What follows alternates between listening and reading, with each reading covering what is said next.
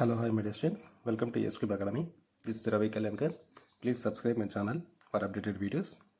So నేను ఈరోజు మీకు derivation of formula for curved mirrors గురించి ఎక్స్ప్లెయిన్ చేస్తున్నాను.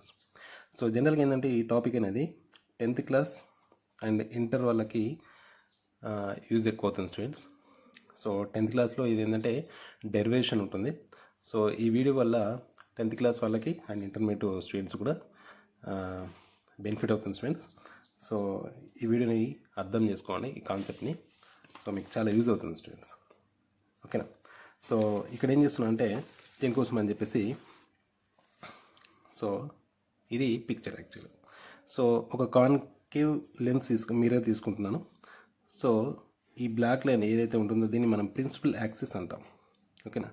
ఈ ప్రిన్సిపల్ యాక్సిస్ పైన ఏబి అనే ఒక ఆబ్జెక్ట్ని ఉంచాం. ఏబి అనే ఒక ఆబ్జెక్ట్ ఉంచాం. సో ఇది ఒక టిప్ నుంచి నెంబర్ ఆఫ్ లైన్స్ అనేటివి ట్రావెల్ చేస్తాయి, అంటే ఇక్కడ నుంచి ఎమినేట్ అవుతాయి, బయటకు వస్తాయి. సో అందులో ఓన్లీ 2 లైన్స్ మాత్రమే నేను ఇక్కడ తీసుకోవడం జరుగుతుంది. ఒక లైన్ ఏమో ప్రిన్సిపల్ యాక్సిస్కి ప్యారలల్గా వస్తున్నటువంటి రే.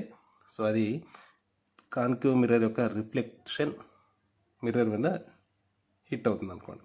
సో అప్పుడు ఏమవుతుంది, అది ఏదైనా ఒక రే ప్యారలల్గా వచ్చింది, అది రిఫ్లెక్టెడ్ సర్ఫేస్ పైన స్ట్రైక్ అయింది అనుకోండి. సో దాని తర్వాత రిఫ్లెక్టెడ్ రే అనేది ఎక్కడి నుంచి వెళ్తుంది అని అంటే ఫోకస్ పాయింట్ నుంచి బయలుదేరుతుంది. సో ఇది ఒక రే, దిస్ ఇస్ ఏ ఫస్ట్ ఒక రే. సో నెక్స్ట్ ఏంటిది అంటే ఇంకో రే అనేది, సెకండ్ రే అనేది ఇది సెంటర్ ఆఫ్ కర్వేచర్ అనే పాయింట్ నుంచి వెళ్తుంది అనుకోండి. సో అలా వెళ్ళి స్ట్రైక్ అయినటువంటి రే మిర్రర్ పైన సో మళ్ళీ ఎగ్జాక్ట్గా బ్యాక్కి రావడం అనేది జరుగుతుంది.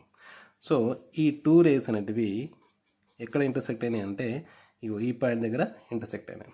సో మనకి ఇక్కడ ఏమవుతుంది, మీరు ఇక్కడ ఒక స్క్రీన్ పెట్టారు అనుకోండి, దీనికి ఇమేజ్ అనేది ఇక్కడ ఫామ్ అవుతుంది. సో ఇది మనకి ఇక్కడ A' అనే B' అనేది ఒక ఇమేజ్ ఫామ్ అవుతుంది.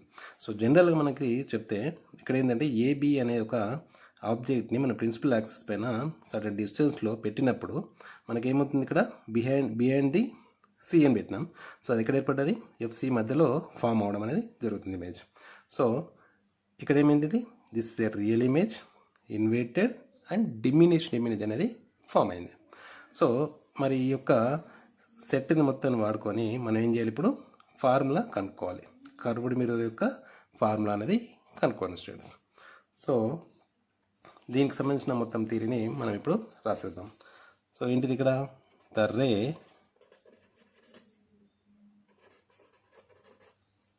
from the top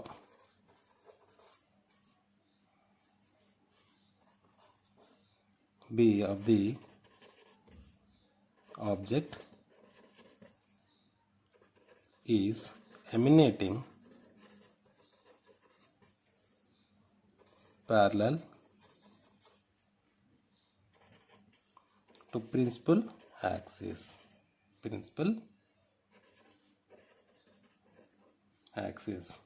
and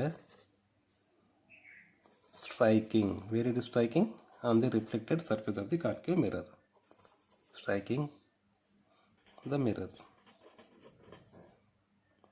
at what X point దగ్గర intersect అయింది. So this ray passes through the focus F after reflection కదా, after the reflection. And next ఇంకో రే తీసుకుంటాం కదా, అనదర్ రే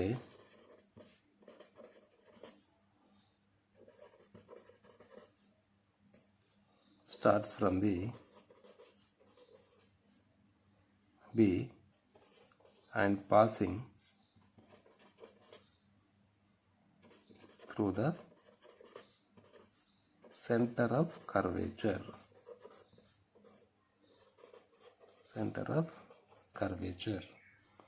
సో C అనుకుంటున్నాం ఇక్కడ. And striking the mirror at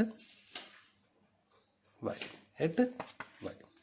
ఇక్కడ ఇది 1 రేమో X దగ్గర, ఇంకో రే ఇక్కడ వై దగ్గర స్ట్రైక్ అయింది. ఓకేనా students?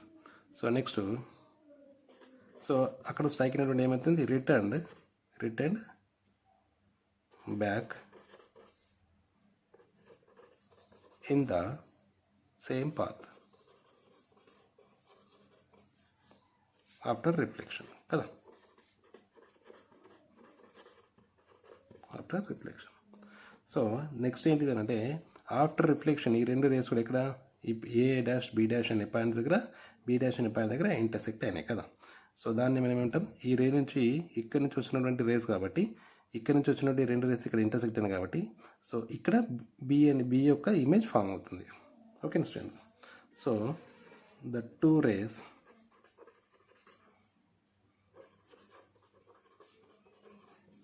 after the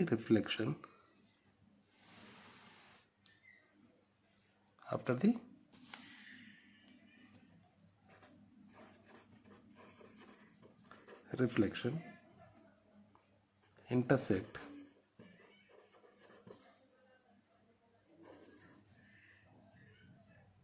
as xb dash and yb dash. ఓకేనా student? XB dash and YB డాష్గా ఇంటర్సెక్ట్ అవుతాయి. సో అప్పుడు B dash is the image of what, B యొక్క ఇమేజ్ అనేది, బి యొక్క ఇమేజ్ ఇక్కడ ఫామ్ అవుతుంది. సో ఆ రకంగా మనకి hence the image of AB is ఏం తీసుకుంటాం, ఏ డాష్ బి డాష్ అని చెప్పేసి తీసుకుంటాం కదా స్టూడెంట్స్.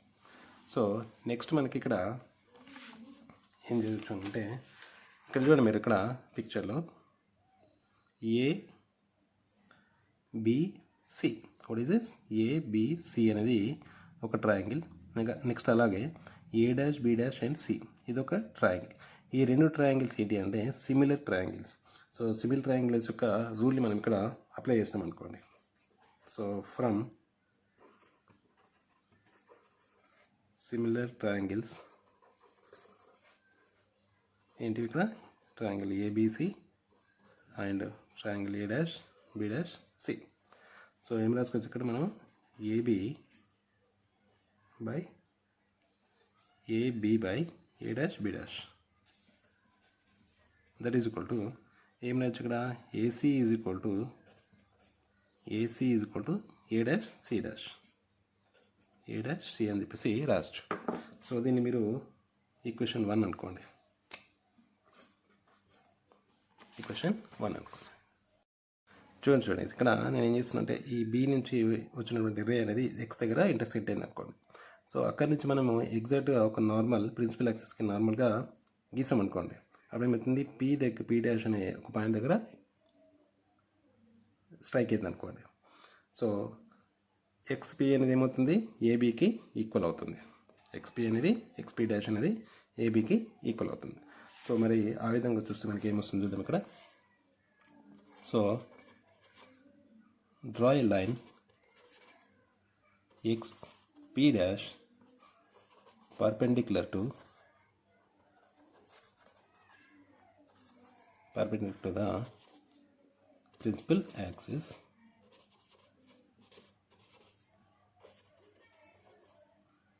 సో అప్పుడు మనకి ఏమవుతుంది చూద్దాం ఇక్కడ అంటే, ఇక్కడ చూడండి స్టూడెంట్స్. సో పర్పెండిక్యులర్కి ఇస్తే ఏమవుతుంది, XP dash F and A dash B dash F, ఈ రెండు ఏమవుతాయి ఇక్కడ మనకి సిమిలర్ ట్రయాంగిల్స్ అవుతాయి. సో వాటి నుంచి మనం ఏం రాసుకోవచ్చు చూద్దాం ఇక్కడ. From similar triangles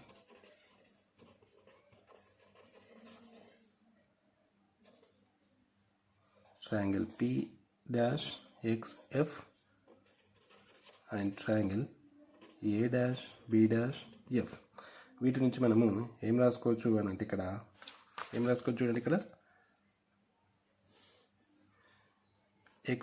XP dash A dash B dash. So ఇది బై అవుతుంది.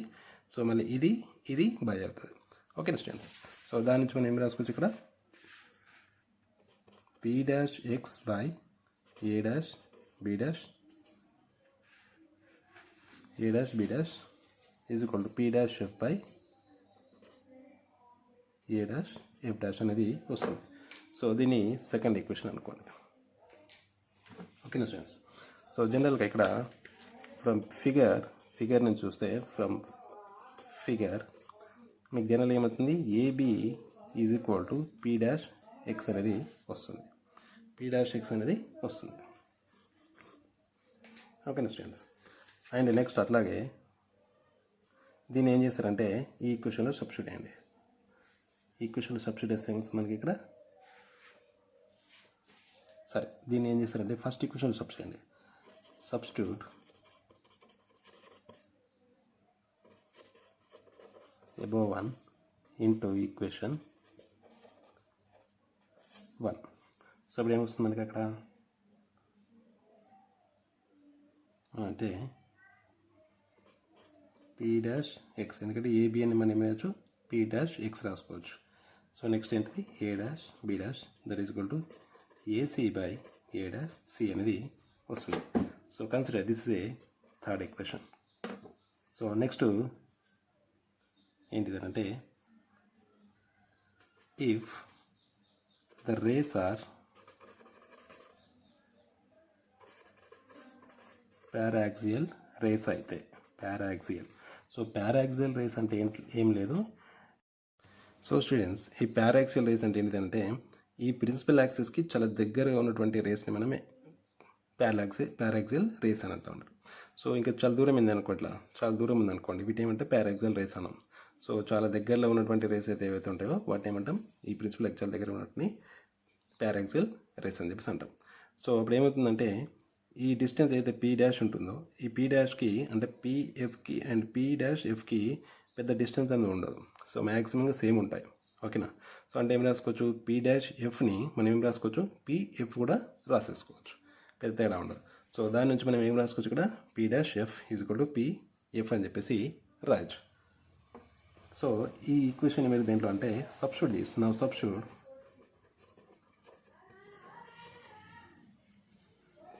Substitute the above one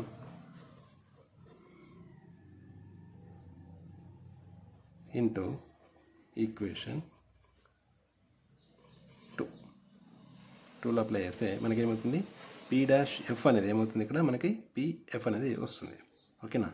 so P dash X by A dash B dash that is equal to PF పద ఏమి రాసుకోవచ్చు మనం ఇక్కడ పీఎఫ్ అని చెప్పేసి రాసుకోవచ్చు. బికాజ్ ఇవి పారాక్సియల్ రేస్ కాబట్టి ఏ డాష్ ఎఫ్.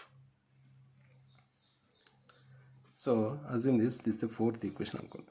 ఇక్కడ చూడండి థర్డ్ అండ్ ఫోర్త్ని అబ్జర్వ్ చేయండి. P dash X by A dash B dash P dash X by A dash B dash ఇవి రెండు ఈక్వల్కి ఇది ఈక్వల్ ఇదైతే ఇది ఈక్వల్ ఇదైతే ఈ రెండు కూడా ఈక్వల్ అవుతాయిగా. సో వాటిని మనము రాసుకుంటే ఎలా వస్తుందో చూద్దాం. From equations 3 and 4 we can write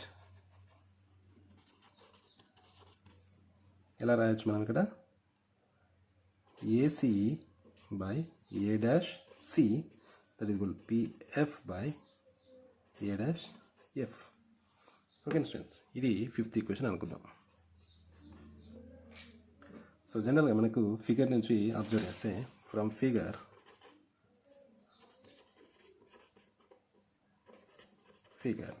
from the figure ఇక్కడ చూడండి మనకి ఏమొస్తుంది చూడండి ప్రతి వాల్యూ అనేది.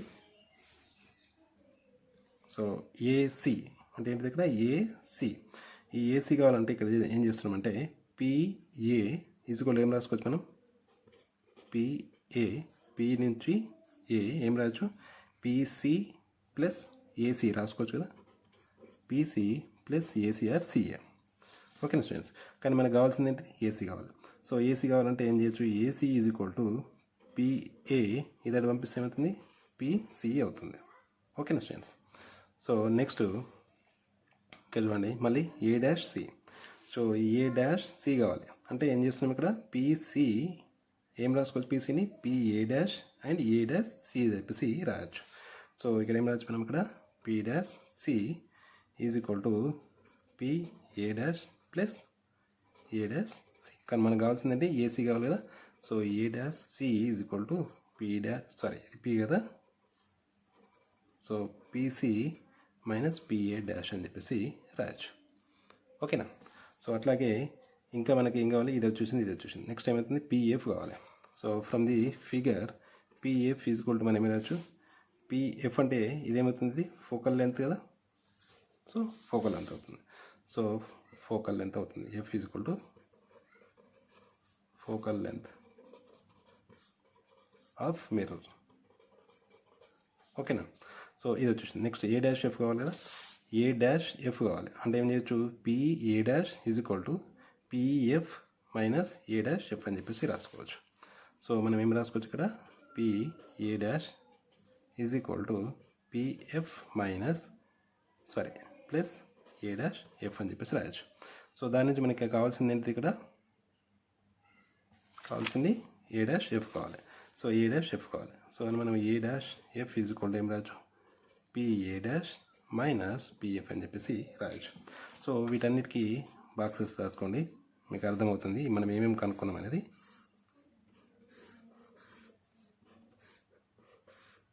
Okay students. సో నెక్స్ట్ మనం ఇక్కడ ప్రతిదానికి ఒక్కొక్క వాల్యూ అనేది ఉంది.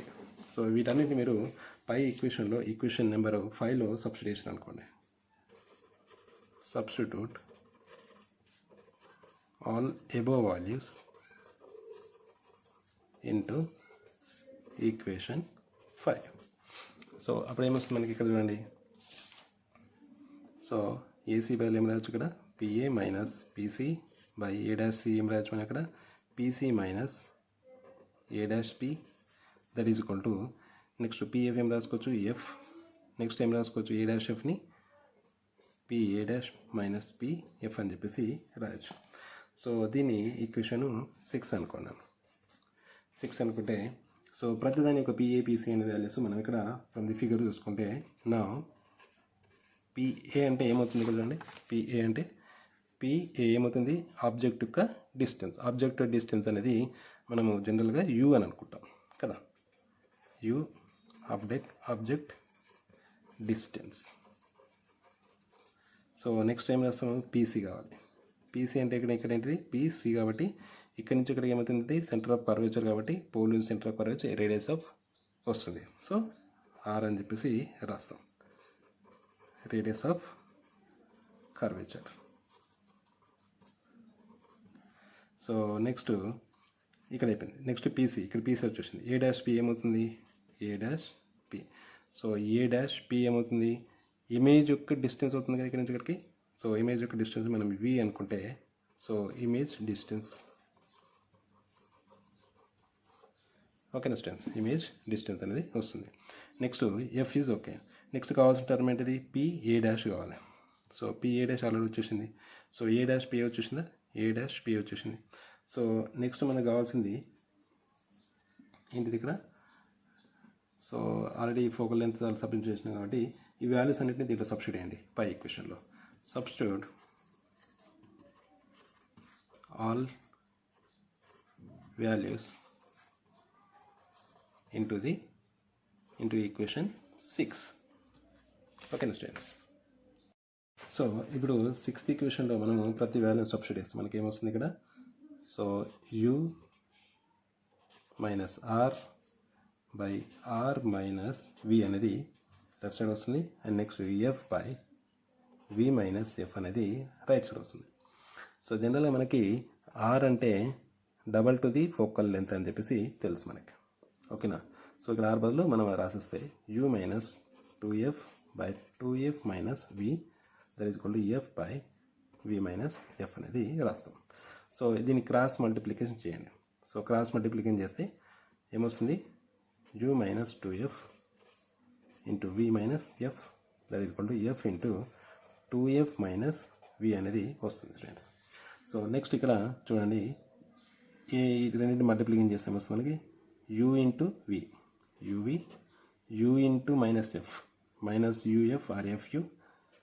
Next minus 2f into v ఏమవుతుంది, minus 2vf minus into minus plus అవుతుంది. So minus 2 into F square అంటే 2f² that is equal to ఇక్కడ ఏమవుతుంది 2f² మళ్ళీ ఏమవుతుంది ఇక్కడ మైనస్ vf అనేది వస్తుంది. సో ఇక్కడ చూడండి జాగ్రత్తగా ఇక్కడ 2f² right side and left side cancel అయిపోతాయి. సో క్యాన్సిల్ అయిన సందర్భంలో మనకున్న టర్మ్స్ ఏమో చూడండి, ఇక్కడ నేను uv ఇటు రాసేస్తా, ఈ ఎఫ్ టర్మ్స్ని రైట్ సైడ్ పంపించేస్తాను. సో ఇది అక్కడికి వెళ్తే ఏమవుతుంది ప్లస్ వస్తుంది 2f అని, ఇది అటు పోతే ఏమవుతుంది ప్లస్ 2vf అని, సో ఇక్కడ ఏమవుతుంది మైనస్ vf అని చెప్పేసి ఉంటుంది. So uv that is equal to ఇక్కడ చూడండి 2vf అండ్ మైనస్ vf ఏమవుతుంది ఓన్లీ vf అనేది వస్తుంది ప్లస్, సో ప్లస్ vf వస్తుంది. నెక్స్ట్ దీనికి ఎఫ్ కామన్ తీద్దాం. సో ఎఫ్ కామన్ తీస్తే ఏమొస్తుంది మనకి ఎఫ్ u ప్లస్ v అనేది వస్తుంది. ఓకేనా స్టూడెంట్స్. సో నెక్స్ట్ ఇదన్నీ ఇటు పంపించండి, ఇదన్నీ ఇటు పంపించండి. సో ఇది తీసుకొస్తే ఏమవుతుంది 1/, అవుతుంది ఇది కదా. సో u ప్లస్ v ఇది అలాగే ఉంటుంది, ఇదన్నీ ఇటు పంపించండి, అప్పుడు ఏమవుతుంది డివైడ్ అయిపోతుంది కిందకి. So 1/f is equal to u/uv plus దేని దానికి రాస్తే uv వస్తుంది. సో దీంట్లో టర్మ్స్ ఏం క్యాన్సిల్ అవుతాయి, u క్యాన్సిల్ అయిపోతుంది, v క్యాన్సిల్ అయిపోతుంది. సో మనకు ఫైనల్గా వచ్చినటువంటి ఫార్ములా ఏంటిది 1/f that is equal to 1/v plus 1/u అనేది వస్తుంది. This is the final formula of the mirror. దీన్ని ఏమంటామంటే మిర్రర్ ఫార్ములా అని చెప్పేసి కూడా అంటాం దీన్ని. ఓకేనా స్టూడెంట్స్. సో దీన్ని మనం ఏమంటాం mirror formula. So this is called mirror formula. So ఇందులో మనము జనరల్గా మనం ఈ ఫార్ములా వాడినప్పుడు we need to use sign convention వాడాల్సి వస్తుంది. While using this formula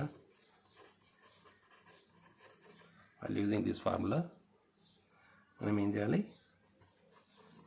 we have to use sign convention in every situation. ఓకేనా. ఎప్పుడు మైనస్ వస్తుంది, ఎప్పుడు ప్లస్ వస్తుంది అని చూసుకొని చేసుకోవాల్సి వస్తుంది. ఓకేనా స్టూడెంట్స్. ఇది చాలా ఇంపార్టెంట్ క్వశ్చన్. జనరల్గా మీరు దీని యొక్క డెరివేషన్ అనేది నేర్చుకోండి, తర్వాత మీకు యూజ్ అయ్యే ఛాన్సెస్ ఉన్నాయి. ఓకేనా స్టూడెంట్స్. మీకు అర్థమైంది అనుకుంటాను. Thank you. Please subscribe my channel. Have a nice day.